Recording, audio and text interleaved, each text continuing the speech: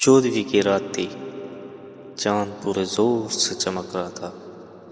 آنگن میں سفید روشنی ایسے پھیلی ہوئی تھی جیسے نور برس رہا ہو۔ بابا لکڑی کی کرسی پہ خاموش بیٹھے ہوئے تھے۔ ہاتھ میں تسبیح تھی مگر دھیان کہیں اور تھا۔ بیٹا تھکا ہوا گھر کے اندر داخل ہوا۔ اس نے آہستہ سے پوچھا، بابا آپ یہاں اس وقت کیوں بیٹھے ہوئے ہیں؟ بابا نے ہلکی مسکراہٹ کے ساتھ جواب دیا، دل بھاری تھا بیٹا۔ کبھی کبھی انسان کو تھوڑی سی چاندنی اور تھوڑی سی خاموشی چاہیے ہوتی ہے۔ بیٹا سمجھ تو نہ سکا مگر چپ ہو گیا۔ پھر وہ اپنے کمرے میں چلا گیا مگر نیند اس کی آنکھوں سے کوسوں دور تھی۔ اچانک اس نے کھڑکی سے دیکھا، بابا آہستہ آہستہ دروازہ کھول کر باہر جا رہے تھے۔ بیٹا حیران ہو کر چپ کے ان کے پیچھے چل پڑا۔ گلی کے آخری کونے میں ایک ٹوٹا ہوا گھر تھا جہاں غریب بیوہ عورت اپنے بچوں کے ساتھ رہتی تھی۔ بابا نے خاموشی سے دروازہ کھٹکھٹایا۔ عورت باہر نکلی۔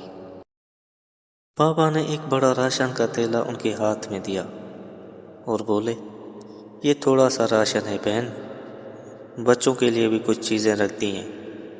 یہ دیکھ کے عورت کی آنکھیں نم ہو گئیں اور عورت بولنے لگی، اللہ آپ کو سلامت رکھے، اللہ آپ کی نسلوں میں خیر دے۔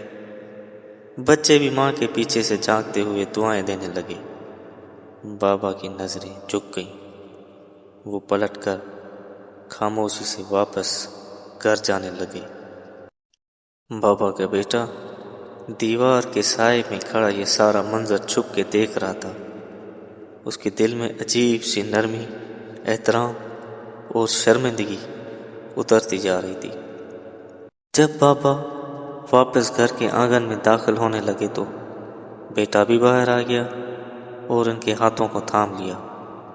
بیٹا دھیمی آواز میں بولنے لگا، بابا آپ نے کبھی مجھے بتایا ہی نہیں کہ آپ راتوں کو یوں مدد کرتے ہیں۔ بابا نے گہری نظر سے بیٹے کی طرف دیکھا اور نرم آواز میں کہا، بیٹا جو خیر دکھا کر کی جائے وہ سودا بن جاتی ہے، اور جو خیر چھپا کر کی جائے وہ عبادت بن جاتی ہے۔ پیارے بچوں، آج کی کہانی سے ہمیں یہ سبق ملتا ہے کہ نیکی ہمیشہ چھپ کے کرنی چاہیے۔ ایک ہاتھ سے کریں، دوسرے ہاتھ کو پتہ نہ چلے۔